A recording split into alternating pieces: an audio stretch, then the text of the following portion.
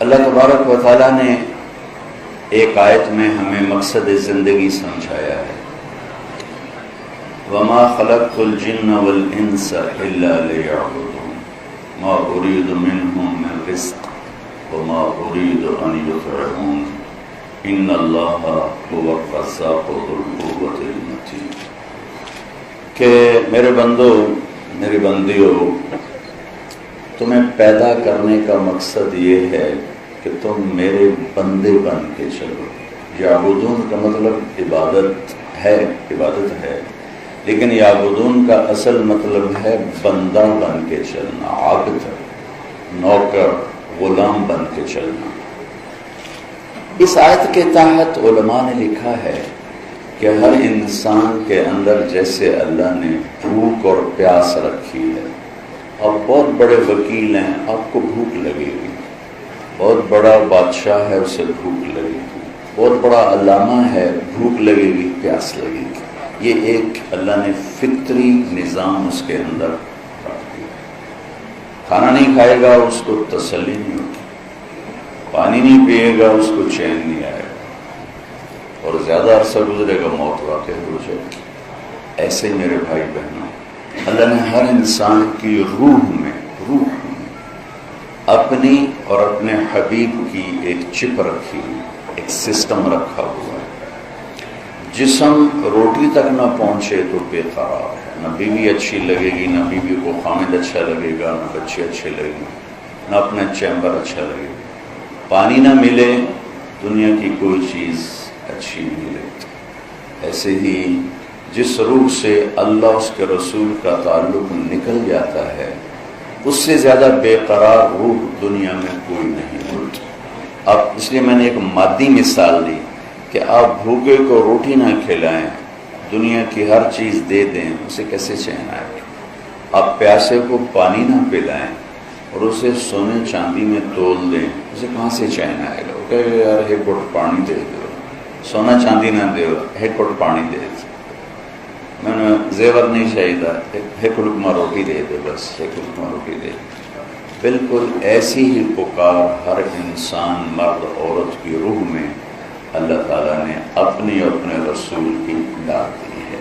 جب تک اسے اللہ نہیں ملتا، اندھیروں میں بھٹکا ہوا مسافر یا لق و دق صحراؤں میں سرگرداں مسافر اتنا بے قرار نہیں ہوتا جتنا اللہ اس کے رسول کو کھو دینے والا انسان بے قرار ہوتا ہے۔ اتنا اندیکھی راہوں پہ چلنے والے مسافر میں بے قراری اور بے چینی نہیں ہوتی جتنی اللہ کو اور اس کے رسول کو کھو دینے والے مرد یا عورت میں بے قراری اور بے چینی ہوتی ہے۔ یہ ایک نیچرل سسٹم ہے، جیسے ہم بھوک کے سسٹم کو آف نہیں کر سکتے، اللہ اس کے رسول کی طلب کے سسٹم کو آف نہیں کر سکتے۔ بڑے سے بڑا ہم تو خوش قسمت ہیں کہ ہمیں اللہ کے رسول کا تعارف ہے۔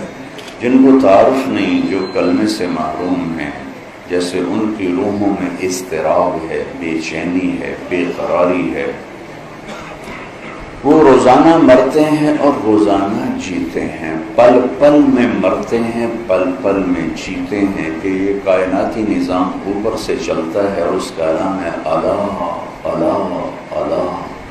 یہ ایک سائرن ہے، سائرن اللہ۔ ویسے تو ترجمہ ہے بھائی تو بیٹھ جائے اب یہاں، اللہ اللہ ایک سائرن ہے کہ غور سے سنو، غور سے سنو،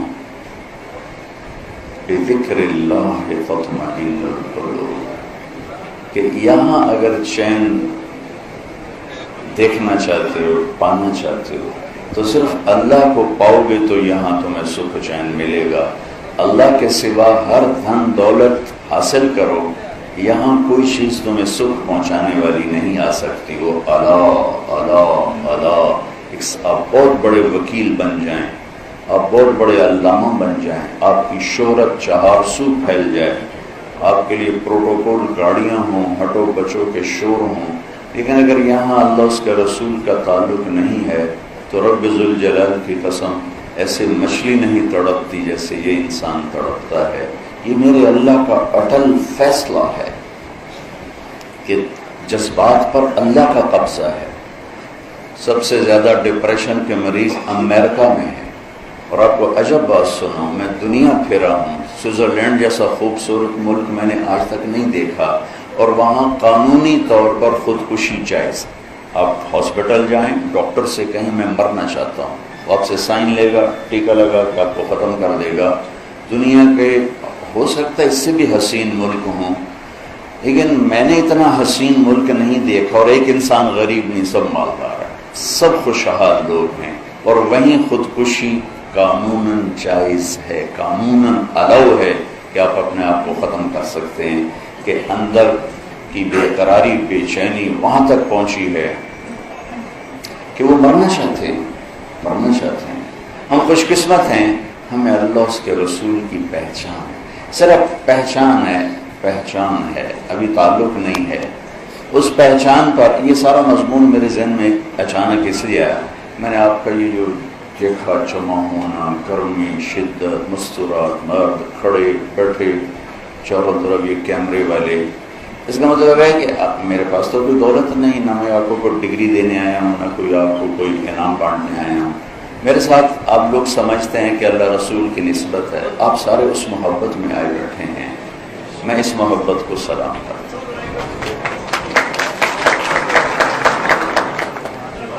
اغراض کی دنیا، غرض کے لیے لوگ جمع ہوتے ہیں، لیکن یہاں جو غرض ہے وہ ہے، غرض ہے ان کی، آپ کی، وہ صرف اللہ اس کا رسول ہے، اس کے علاوہ اور کوئی نہیں. اور یہ لاشعوری محبت ہر انسان کے دل میں ہوتی ہے. اگر یہ دروازہ بند ہو جاتا تو زیادہ اچھا تھا.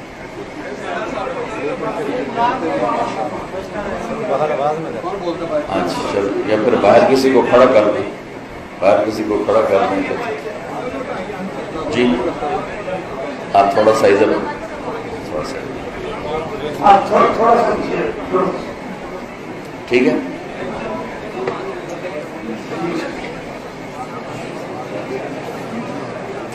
آپ نے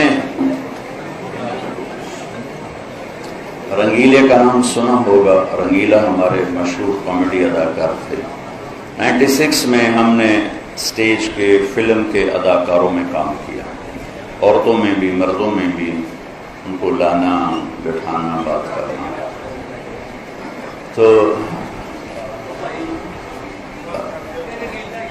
رنگیلا صاحب مرحوم، شاید انہوں نے وہی نماز پڑھی ہوگی جو ہم ان کو مسجد میں لائے تھے، شاید، میری بدگمانی ہے. اس قسم کے مسلمان ہیں.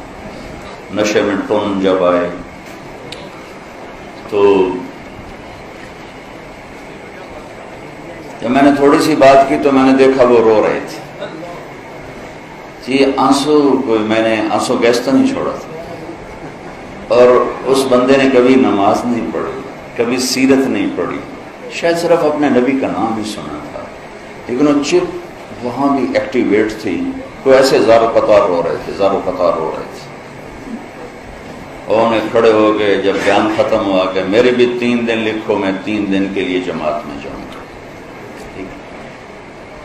اچھا، اللہ سے کیسا تعلق ہے؟ کوئی نماز نہیں. اس کا بھی واقعہ سنا تھا.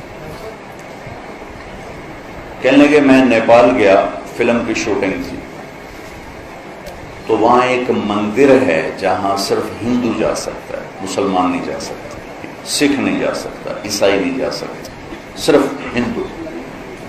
تو کہنے لگے مجھے خیال آیا کہ میں جا کے دیکھوں وہ کیا ہے. تو میں نے میک اپ مین سے کہا مجھے پنڈت بناؤ، میک اپ کرو. وہ سر سے بال تو بالکل اڑ گئے تھے. تو اس نے چوٹی لگا دی لمبی کر کے، ادھر رنگ لگا دیے، ادھر لگا دیے، ادھر لگا دیے. تو انہوں نے 2 پیلے کپڑے، کہنے لگے میں نے 2 پیلی چادریں لے لی اور 2 کڑے لے لیے لکڑی کے، اور ایسے ہی جوتا بھی پنڈتوں جیسا، اور وہ پیسے لے لیے ٹوٹے ہوئے. اور میں جب پہنچا دروازے پر تو میں نے نعرہ لگایا ہرے رام. تو اب ایکسپریشن تو ان کا اپنا ان کا پیشہ تھا، تو انہوں نے سمجھا بدنی ہے کیڑا بلا مہاراج آ گیا. ان کا مہاراج جے مہاراج، وہ سارے وہ گیٹ کیپر جے مہاراج.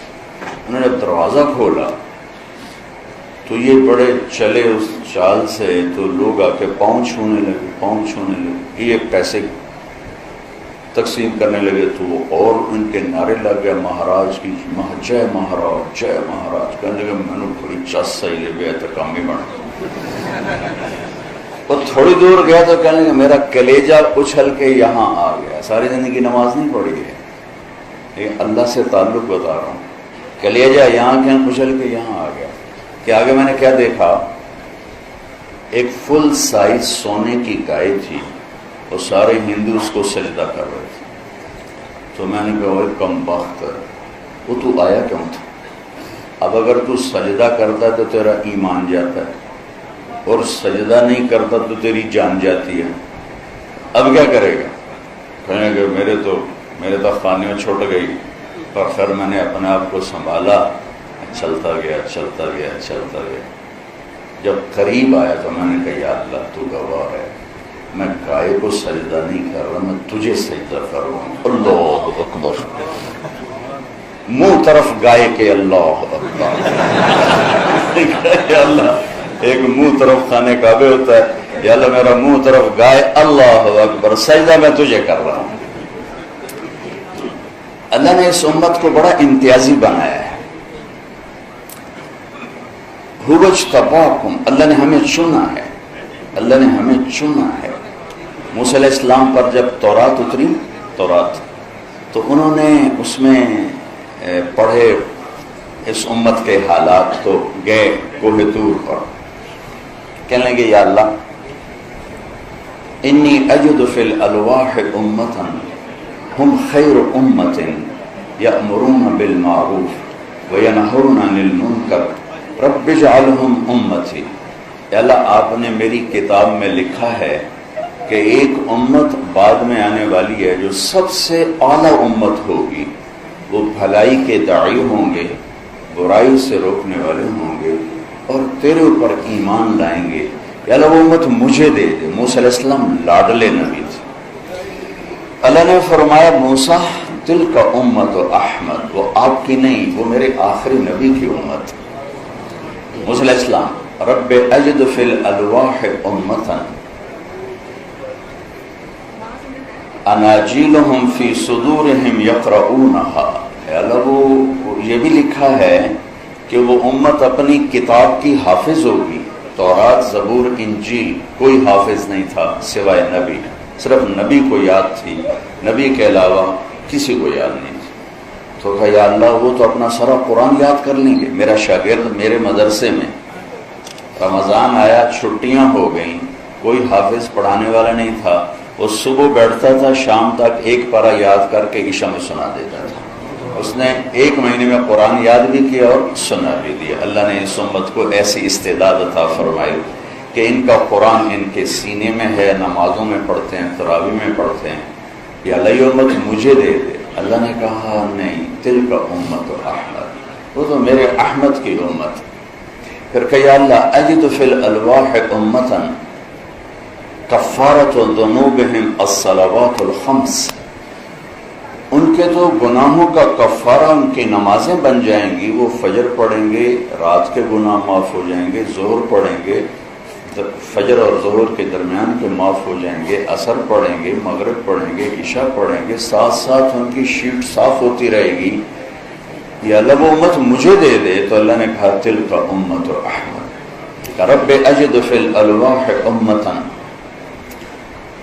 یقاتلون فصول الضلال حتی یقاتل الاعور الکذاب رب اجعلہ امتی قال تلک امت احمد. یا اللہ میں ایک امت کا حال دیکھتا ہوں جو ہر باطل کی سرکوبی کریں گے اور اپنے دین کی حفاظت کریں گے، یہاں تک کہ دجال سے بھی لڑیں گے.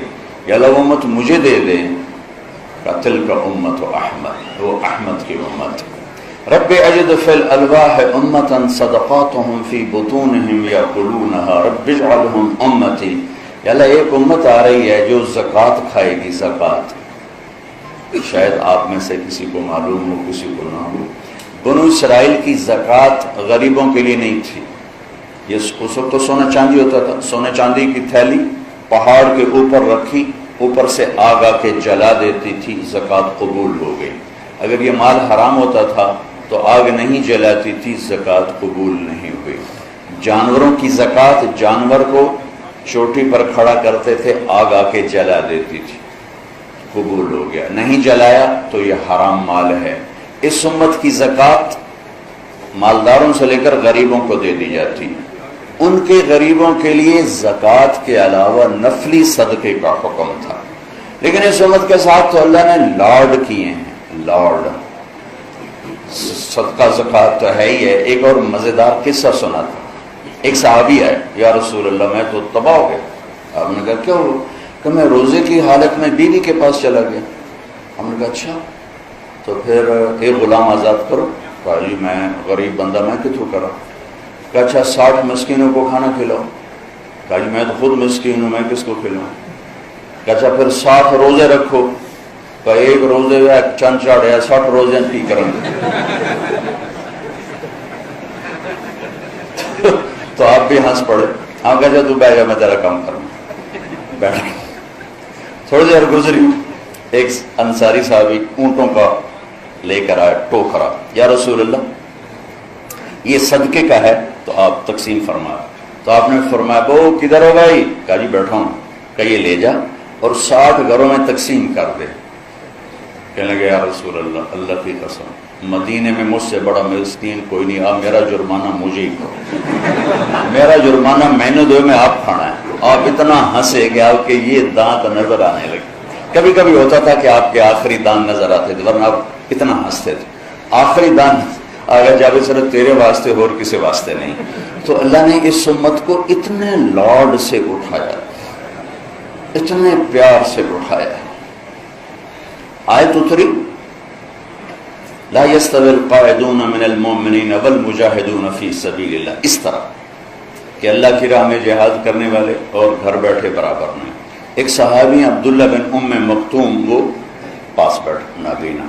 یا اللہ یہ کیا کہہ دیا تو نے کہ گھر بیٹھنے والے اور تیری راہ میں پھرنے والے برابر نہیں؟ میں تو نابینا ہوں، میں کدھر جاؤں؟ میرے لیے کوئی گنجائش نکال. ایک لفظ لے کر جبریل دوبارہ واپس آئے.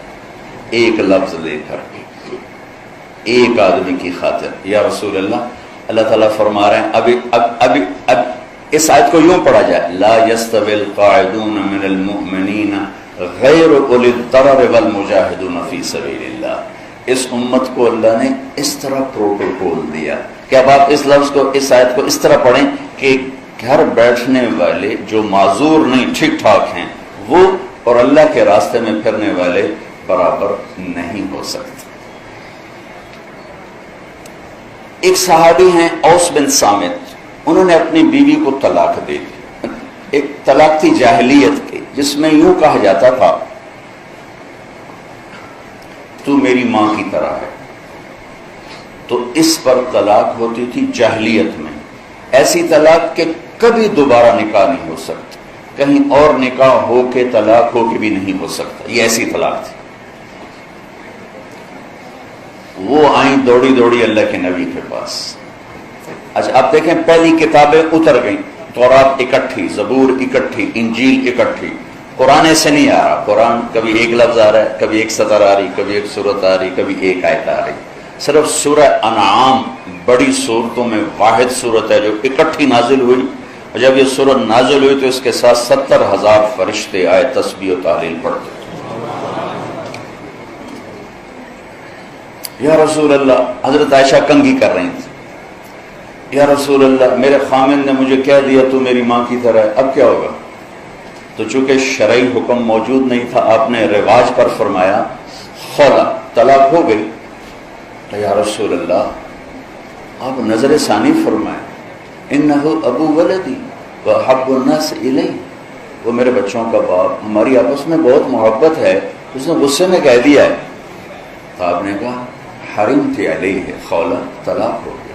ان کا یا رسول اللہ اکل مالی وافنا شبابی ونثرت له بطنی وتفرق اہلی.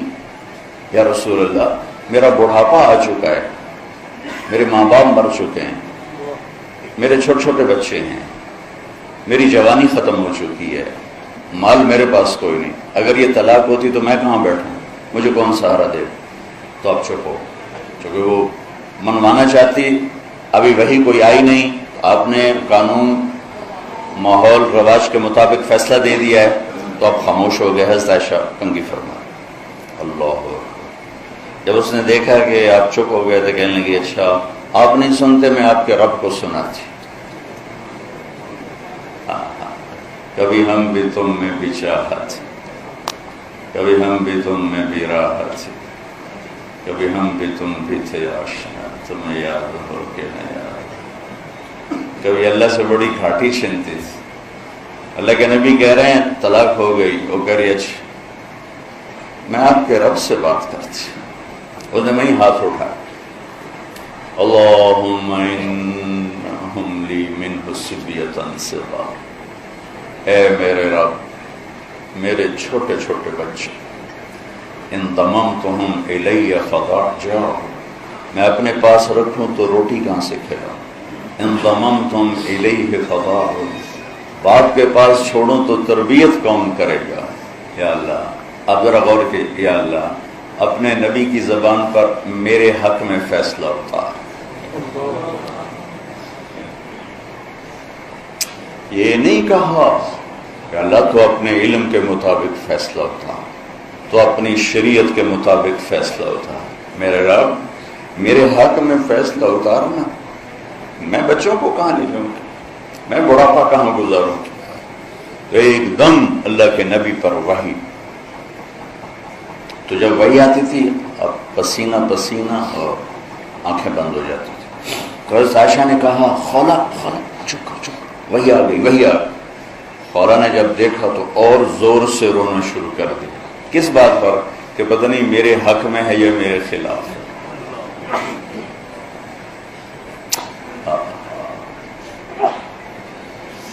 جب وحی ختم ہوئی تو آپ نے پسینہ پہنچا اور مسکراتے ہوئے فرمایا خولا تجھے مبارک ہو، اللہ نے تیرے حق میں فیصلہ دے دیا.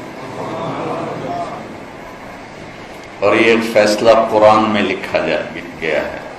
اس کو قرآن کا حصہ بنایا گیا، اسے حدیث کا حصہ نہیں بنایا. اور اسے 28واں پارہ اس سے شروع کروایا گیا. قد سمع اللہ قول التي تجادلك في زوجها وتشتكي إلى الله والله يسمع تحاوركما إن الله سميع بصير. الذين يظاهرون منكم من نسائهم ما هن أمهاتهم إن أمهاتهم إلا اللائي ولدنهم وإنهم ليقولون منكرا من القول وزورا وإن الله لعفو غفور. اتنا خوبصورت کلام ہوتا ہے. 28واں پارہ سورہ مجادلہ، نام ہی مجادلہ رکھا. مجادلہ جھگڑا کرنے والی عورت، جھگڑا کرنے والی. اللہ کے نبی سے جھگڑا نام ہی مجادلہ ہے. ہاں ہم نے سن لیا اس کی بات کو جو آپ سے بات کر رہی تھی. یہ تو ترجمہ ہے، لیکن صورتحال کیا ہے؟ جو ترجمہ کبھی حقیقت کو نہیں بتایا کرتا. یہ جو الفاظ ہیں یہ کیا بتا رہے ہیں، میں وہ آپ کے سامنے پیش کرنا چاہتا ہوں کہ اے میرے محبوب یقیناً اللہ نے سنا، میں نے نہیں کہا. قد سمعت، لفظ اللہ، میرے محبوب اللہ نے اپنی اس بندی کی فریاد کو سنا جو آپ سے جھگڑا کر رہی تھی اپنے خامند کے بارے میں. آپ انکار کر رہے تھے، وہ اقرار کروا رہی تھی. اور اس عدالت میں میں بھی موجود تھا اور میں نے یہ فیصلہ اپنی بندی کے حق میں کر دیا اور اس طلاق کو ختم کر دیا اور اس کا جرمانہ رکھ دیا کہ غلام آزاد کرے اور بیوی حلال ہو گئی. مسکینوں کو کھانا کھلائے یا روزے رکھے، بیوی حلال ہو گئی. یہ واحد امت ہے جن کی فریادوں پر اللہ تعالیٰ نے قرآن کو اتارا. یہ واحد امت ہے جن کی دعاؤں پر آسمان کے فرشتے اترے. شام کا پہلا معرکہ جس میں 8000 مسلمانوں کا لشکر تھا اور پار 1,00,000 رومن لشکر جرجیس ان کا سالار تھا. تو وہ حملہ اچانک تھا. وہ صحابہ اس سارے لشکر نے ان کو گھیرے میں لے لیا. تو واصلہ بن اسقا ایک صحابی ہیں، عرب کی گھٹی میں شاعری تھی. وہ کہتے ہیں اس دن ہمیں شعر بھول گئے اور ہمیں یہ خیال ہے کہ آج ہماری قبریں یہیں بنیں گی اور آج ہم اس گھیرے کو توڑ کے نہیں نکل سکتے. 1,00,000 کا گھیرا کہنے کہ ہم سب کی زبان پہ آیا یا رب محمد انصر امت محمد، سب کی زبانوں پہ یہ چل گیا یا رب محمد انصر امت محمد. دو لفظ لائن ملی ہو تو آواز فوراً پہنچ جاتی، لائن نہ ملی ہوئی ہو تو چاہے ساری تقریر کو آواز نہیں پہنچ. 30 لاکھ کئی دفعہ حرم کی دعا میں شریک ہوا ہوں جو 29 کی رات کو ہوتی ہے مدینہ منورہ میں اور ادھر مکہ مکرمہ میں. پونا گھنٹہ ہاتھ اٹھا کے کھڑے ہوئے اور سارا حرم چیخ رہا ہے، مرد عورت عرب عجم امیر غریب بمے دعا کروانے والے امام صاحب کے، اور 5 کلومیٹر تک سڑکوں پر لوگ کھڑے ہوئے، چیخ و پکار ہے، آہو پکار ہے. ایک بارش تو اوپر آواز نہیں جا رہی، ایک بارش. ہر آنے والا دن پہلے سے زیادہ خوفناک ہو گیا تھا. اور یہاں پونے گھنٹے کی دعا نہیں تھی، ایک لفظ تھا یا رب محمد انصر امت محمد، اے رب محمد امت محمد کی مدد فرما. حضرت عبداللہ بن عمر فرماتے ہیں کہ میری نظر آسمان پر پڑی تو میں نے دیکھا آسمان ایسے پھٹا اور اس میں سے سفید رنگ کے گھوڑے نکلے اور گھوڑ سوار نکلے جنہوں نے سفید رنگ کے پگڑیاں باندھی ہوئی اور ان کے ہاتھوں میں نیزے، اور ایک گھوڑ سوار سب سے آگے یہ کہتا ہوا آ رہا تھا ابشروا یا امت محمد فقد اتاکم اللہ بالنصر، اے امت محمد تمہیں بشارت ہو تمہارا رب تمہاری مدد کے لیے آ گیا. کہتے وہ یوں آئے اور سروں پر آ کر غائب ہوئے. تھوڑی دیر کے بعد رومی بھاگ رہے تھے اور ہم ان کے سر کاٹ رہے تھے. وہ راہ فرار اختیار کر چکے تھے اور ہم ان کا پیچھا کر رہے تھے. اس امت کو اللہ نے بہت خاص بنایا ہے. اس کے اندر سے یہ چیز، میرا ایک کزن، فرسٹ کزن، ساری زندگی نشوں میں گزر گیا، جوانی میں مر گیا، کوئی نماز نہیں پڑھی سوائے اس کے جو میں کبھی گھر گیا تو اس کو میں نے پکڑا، آ بھائی چل نماز پڑھیے، تو اٹھ کے آ گیا. ایک دن میں اس کی گاڑی میں اس کی فرنٹ سے ساتھ بیٹھا ہوں، وہ گاڑی چلا رہا ہے، مجھ سے کہنے لگا طارق میاں میں آج تک قبلے منہ کر کے تھکیا نہیں، میں نے شرم آئی. اس کو اسے دیکھنے لگا، میں کیا ہی میں آج تک قبلے منہ کر کے تھکیا نہیں، میں نے شرم آئی. یہ غافل ترین انسان کے اندر اللہ اس کا رسول بول رہا. جب انڈیا پاکستان ایک تھا تو بمبئی میں ایک اداکارہ تھی، اس کا نام تھا مہر النساء. تو ہندو ڈائریکٹر تھا، اس نے کہا کہ تیرا نام بہت لمبا ہے، تم کوئی فلمی نام رکھ لو. اس نے کہا کیا رکھوں؟ میں نے کہا عائشہ رکھ لو. تو ایسے کانپ گئی اور اس کھڑی ہوئی اپنا جوتا اتارا اور مار مار مار اس کے سر پہ توڑ دیا اور پھر پھوٹ پھوٹ کر روئی کہ پہلے آخرت برباد ہے، ایک پاک نام کو بدنام کروں، ایک پاک نام کو بدنام کروں. اور اتنا روئی کہ اس کے بعد اس نے فلم انڈسٹری چھوڑی، پھر کسی نے اس عورت کی شکل نہ دیکھی. یہ ایک نافرمان کے اندر اللہ اس کے رسول اور اس کے گھر کا پیار اور اس کی محبت ہے. ایک صحابی شراب میں پکڑے جاتے تھے، ان کو کوڑے لگتے تھے، پھر پکڑے جاتے پھر کوڑے لگتے تھے. تو ایک دفعہ ایک صحابی کہنے لگے کتنا یہ بدبخت ہے، ہر چوتھے دن کوڑے کھا رہا ہوتا ہے. اللہ کے نبی نے سن لیا، آپ نے فرمایا اسے برا بھلا مت کہو، میں گواہ ہوں اس کے دل میں اللہ اس کے رسول کی محبت. اختر شیرانی رحمت اللہ علیہ ہمارے بڑے شاعر گزرے ہیں، شراب بہت پیتے تھے. تو شراب کا دور چل رہا تھا، جامعات میں تھا، تو باتیں چل پڑی، فیض کیسا شاعر ہے، فراز کیسا شاعر ہے، فلاں کیسا ہے، فلاں کیسا ہے.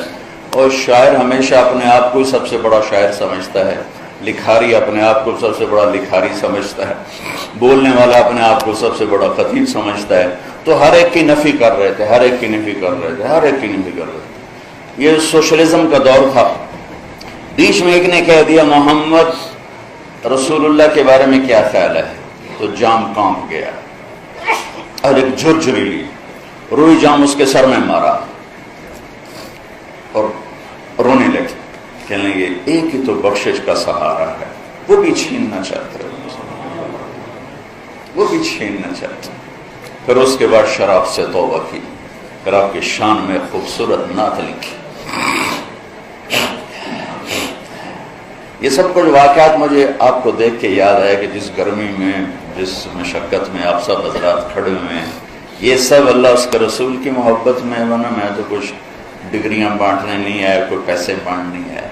اس کے ساتھ پھر ہمارے نبی کی ہم سے محبت کیسی؟ وہ بھی کسی نبی نے ایسی محبت نہیں کی جیسے اللہ کے نبی ہم سے محبت کر کے گئے. آپ کو سب سے زیادہ پیار حضرت عائشہ سے تھا.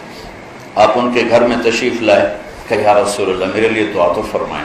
تو آپ نے فرمایا اللہم اغفر لعائشہ ما تقدم من ذنبها وما تأخر وما اسرت وما اعلنت. یا اللہ عائشہ کے اگلے پچھلے سارے گناہ معاف فرما، اور چھپ کے کھل کے کیے سارے گناہ معاف فرما، جتنے بھی کیے اللہ سارے معاف فرما. تو حضرت عائشہ رضی اللہ تعالیٰ عنہ خوشی سے زمین پر لیٹ گئیں اور ایسے لوٹ پوٹ ہونے لگی.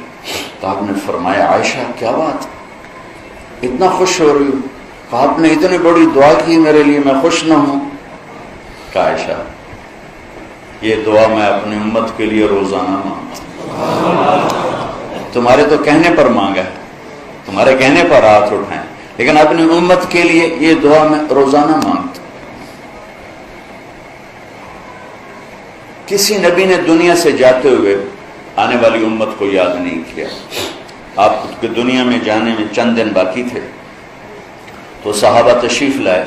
تو آپ نے ارشاد آپ صحابہ کو دیکھ کے رونے لگے اور فرمایا کہ میں تمہیں اللہ کے سپرد کرتا ہوں، اللہ تمہارا ساتھی ہو. اور فرمایا کہ میرے بعد جو میری امت آئے گی نا ان کو میرا سلام کہنا. یہ واحد نبی ہیں جو اگلی امت کو یاد فرما کر گئے. وہ فرمایا کہ قیامت تک جتنی میری امت کی نسلیں آئیں گی سب کو میرا سلام پیش کر دینا. یہ درد صرف ہمارے نبی نے ہمارے لیے اٹھایا ہے. کوئی نبی ایسے نہیں تڑپا جیسے ہمارے نبی اپنی امت کے لیے تڑپے ہیں. اور پھر جب دنیا سے جانے کا وقت آیا، جانے میں 5 دن باقی تھے، 5 دن. تو آپ نے بخار تھا بہت شدید، تو آپ نے غسل فرمایا اور غسل کے بعد فرمایا مجھے مسجد لے چلو، ظہر کے نماز کا وقت. تو آپ نماز سے پہلے ممبر پر آ کر تشریف فرما ہوئے اور فرمایا کہ لوگوں میں ایک زمانہ گزار کے جا رہا ہوں. میں نے تم سب وکیل لوگ ہو، حقوق کی جنگ لڑتے ہو، کتنے حقوق خود تمہارے ہاتھوں سے برباد ہوتے ہیں، کتنے ظلم خود تمہارے ہاتھوں سے ہوتے ہیں، تمہیں پتہ بھی نہیں ہے اور تمہیں پتہ ہو بھی صحیح. تو ایک مفاد کی پٹی ہے جو آنکھوں پہ چڑھی ہوئی ہے، اور ایک حرص و حوث ہے جس نے انسان کو انسانیت سے نکال کر درندہ بنا دیا ہے، جانور بنا دیا ہے. اسے مظلوم کی آہ سنائی نہیں دیتی، اسے مظلوم کے گھر کا چولہا بجھا ہوا دکھائی نہیں دیتا، اس کے گھر کے چراغ بجھتے ہوئے اسے دکھائی نہیں دیتے. آج کا ماحول صرف مال کی چمک جانتا ہے، پیسے کی کھنک کو سنتا ہے اور مال کی چمک کو دیکھتا ہے، اور سونے چاندی پر انسانوں کو تولتا ہے اور انہی کے سامنے انہی کی چوکھٹ پہ سجدے کرتا ہے جن کے ہاتھوں میں طاقت ہے، مال ہے. انسان بطور انسان تو کب کا بک چکا ہے، کب کا اس منڈی سے اٹھ چکا ہے، اور سب کھوٹے سکے ہیں. انسانی شکل میں پتہ نہیں کون کون ہیں. میں ابھی سنا ادھر جانے والا ہوں کہ اگر میرے نبی وہ نہ کرتے تو آج ہم کیا ہوتے. اے لوگو، ایک زمانہ گزارا ہے، کسی کو تھپڑ مارا ہو، کسی کو چھڑی ماری ہو، کسی کا حق مارا ہو، مجھ سے بدلہ لینا. یا رسول اللہ آپ کی خاطر تو کائنات بنی، آپ کہہ رہے ہیں مجھ سے بدلہ لینا.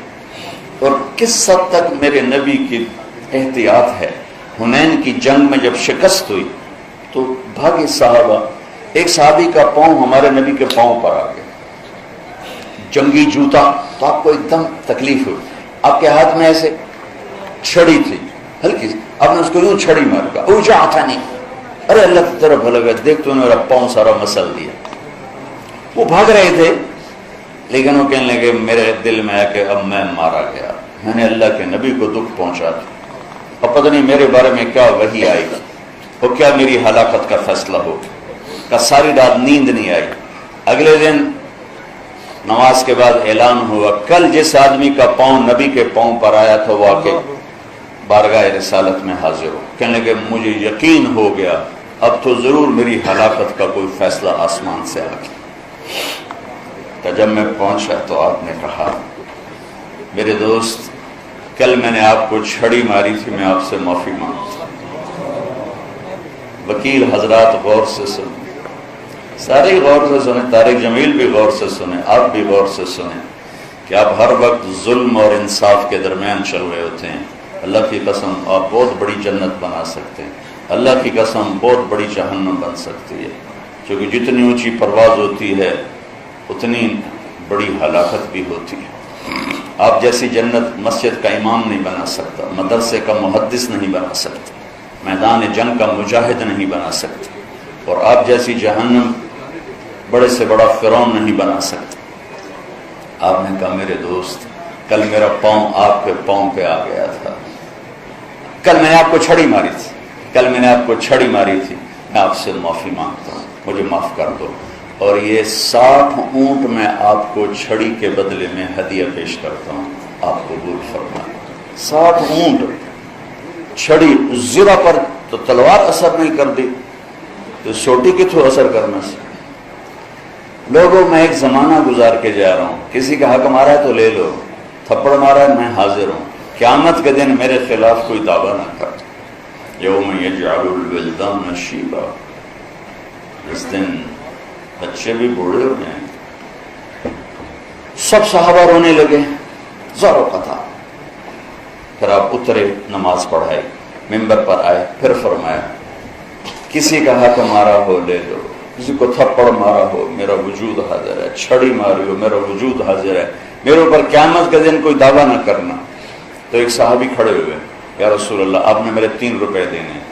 3 روپے؟ ہم نے کہا اچھا دینے ہوں گے لیکن مجھے یاد نہیں۔ کہ ایک سائل آیا تھا تو آپ کے پاس تھے ہی نہیں، تو آپ نے فرمایا تھا تم دے دو میں دے دوں گا۔ ہاں، تو میرے نبی کے گھر ایک لقمہ کھانے کا نہیں تھا، پیسے کہاں سے ہوتے؟ تو آپ کے چچا کے بیٹے حضرت فضل سامنے کھڑے تھے، آپ نے کہا فضل میرے بھائی میرا یہ قرضہ تیرے ذمہ ہے، تو ادا کر دے۔ میں ادا کر دوں۔ اس کے بعد آپ گھر تشریف لے گئے۔ پھر جمعرات کو آپ اٹھنے لگے نماز کے لیے تو غش آ گیا، پھر اٹھنے لگے پھر غش آ گیا، پھر اٹھنے لگے پھر غش۔ ہر دفعہ پوچھتے نماز ہو گئی؟ کہا جی نہیں ہوئی۔ کہا اچھا، ایسے ہوتے پھر یوں چلے گئے۔ پھر آخر آپ نے فرمایا کہ ابو بکر سے کہو نماز پڑھائے۔ ابو بکر اس دن پچھلی صف میں کھڑے تھے، عمر پہلی صف میں کھڑے تھے، تو صحابہ کو خیال ہوا نماز پڑھانی ہے کوئی پڑھا دے، تو انہوں نے عمر کو آگے کر دیا۔ ان کا اللہ اکبر، جب آپ نے آواز سنی آپ نے زور سے کہا ابو عمر کو پیچھے کرو، ابو بکر کو آگے کرو، میرے اللہ کا فرمان ہے میرے مصلی پہ ابو بکر کے سوا کوئی نہیں کھڑا ہو سکتا۔ نماز توڑوائی گئی، ابو بکر کو آگے کیا گیا، عمر کو پیچھے کیا گیا۔ عشاء جمعرات، جمعہ ہفتہ اتوار، 15، 16 اور پیر کی فجر، ہفتے کے دن ظہر کی نماز آ کر